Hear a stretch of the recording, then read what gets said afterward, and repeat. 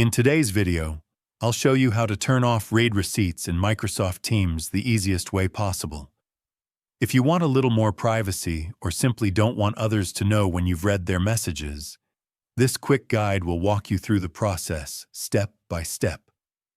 Don't worry, this is a simple setting change, and I'll explain everything clearly so you can follow along without any confusion. First, sign in to Microsoft Teams if you're not already logged in.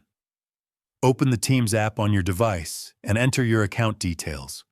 Once you're signed in, you'll land on the main Teams interface. Next, look at the upper right corner of the screen. You'll see your profile picture or your initials. Right next to it, click the three vertical dots, also known as the More Options menu. From the drop-down menu, select Settings. This will open a new window where you can manage and customize different Microsoft Teams preferences. Inside the Settings window, look at the menu on the left side and click on Privacy. This section controls how your information is shared and how you interact with others in Teams. Under the Privacy section, find the option called Read Receipts. This setting determines whether other people can see when you've read their messages. You'll see a toggle switch that is usually turned on by default. To disable read receipts, simply click the toggle to turn it off. Once it changes, read receipts are now disabled. With this setting turned off, messages you read will no longer notify the sender that you've seen them.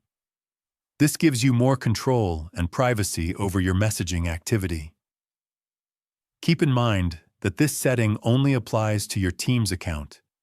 It doesn't change how others read receipts work unless they also turn the setting off themselves, and that's it. Turning off read receipts in Microsoft Teams is quick and easy. If you ever decide to turn them back on, just follow the same steps and switch the toggle back. Thanks for watching, and I hope this tutorial helped.